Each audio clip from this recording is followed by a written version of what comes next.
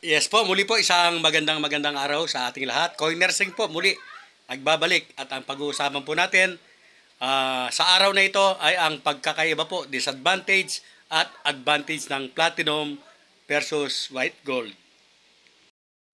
Yes po, at ito po, yan po mga ka-coiners yung ating sinasabi. Ang may batong pula po na iyan ay platinum po yan. Yes po, platinum po yan at yan po ay kabibili lamang po natin. Meron po siyang ruby at meron po siyang 0.7 karat diamond. Maliliit lamang po yon mga ka-coiners.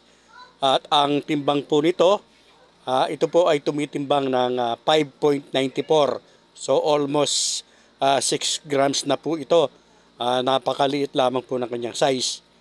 At ang isa naman po, ito po yung white gold natin na may 0.20 po karat diamond at kahit maliit lamang po yan ay tumitimbang ng 4.6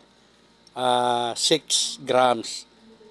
So pag-uusapan po natin ano ba yung pagkakaiba o disadvantage at advantage po ng bawat isa. Mga ka-coiners, ang white gold po ay gawa din po yan sa yellow gold. Ano po? Dahil wala naman pong original na white gold. So ang singsing po natin na white gold ay tumitimbang po ng yun nga po 4.6 grams. Kahit napakaliit lamang yan at yan po ay nasa sanla po natin sa halagang 12,000 pesos. Ang disadvantage po ng white gold, kapag nagasgas po yan ay nababawasan nga po siya ng timbang. At kapag nag-fade na po yung kanyang pagkakatubog o rhodium, yung rhodium plate po niya ay nagiging naninilaw po siya dahil nga yellow gold nga po yung tinatawag nating white gold, plated nga lang po ng rhodium. Yan lamang po mga ka-coiners ang disadvantage po ng white gold. Yun nga po, talaga pong darating ang araw na magpe-fade yan. Ang advantage naman po ng platinum, hindi po siya nagpe-fade, halos lagi po ganyan ang kanyang kulay. At kung yan po ay ikikiskis o makikiskis o magagasgas, hindi po yan nababawasan. Hindi po mababawasan ang platinum. Ang disadvantage naman po ay napakamahal po ng platinum. Yes po, mahal po ang platinum mga ka-coiners. Pero sa ngayon po, pagdating po sa sanglaan ay mas advantage naman po ang white gold. Dahil sa ngayon po, way back 2009 ay napakamahal po talaga ng bili natin sa mga platinum at napakataas naman po din ng appraisal niya. Ano po, yung resale value niya ay napakataas. Pero ngayon po na 2023 ay bumaba po mga ka-coiners yung appraisal ng platinum. Kung tayo po ay nakabili ng mga mamahal na platinum noon, wag na muna natin silang ibebenta o sasanla dahil napakababa po ng tanggap nila ngayon. Ang advantage lamang po nila ay napaka-rare po ng platinum at darating din po ang araw magbabalik po yung kanyang presyo. At isa pa pong disadvantage naman ng yun nga po, white gold mga ka-coiners ay higit po na mas matibay. Ito pong platinum. Siya nga po pala, ang aking platinum po ay platinum PT, may tatak po na PT 900. So ang ibig pong sabihin ng platinum ng aking singsing ay ito po ay may grado o may karat na 90%.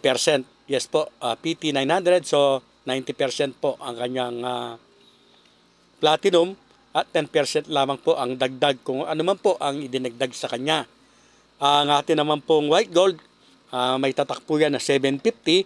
Ibig pong sabihin ay 75% po yung purong ginto niya at 25% po yung dagdag na alloy po sa kanya.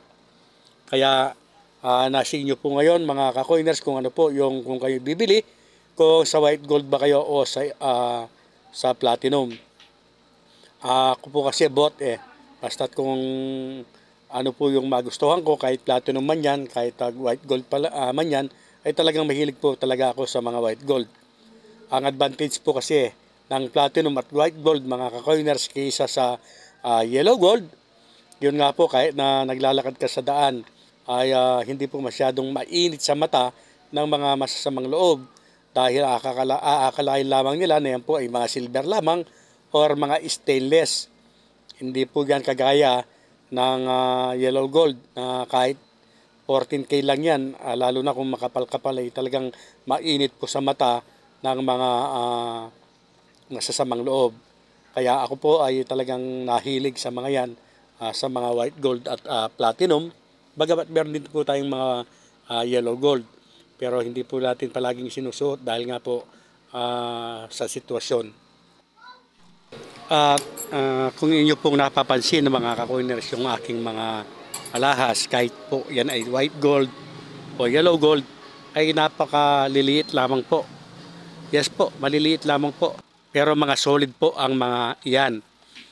Dahil hindi naman po tayo kasi mahilig sa mga bubbles o yung napakalaking tingnan nga. Pero kung titimbangin po ay nasa 2 grams or 1 grams lang pababa pa.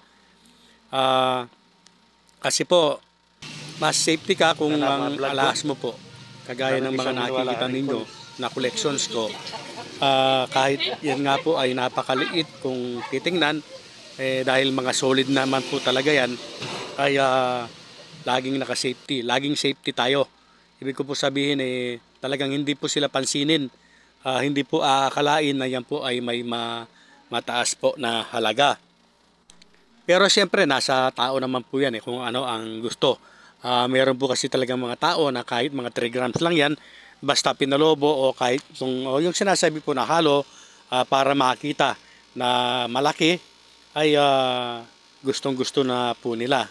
Iba naman po yung aking pagtingin sa pagsusuot ko po kasi ng mga alahas ay hindi ko naman po ito pinagyayabang at hindi ko piniplease yung mga makakakita.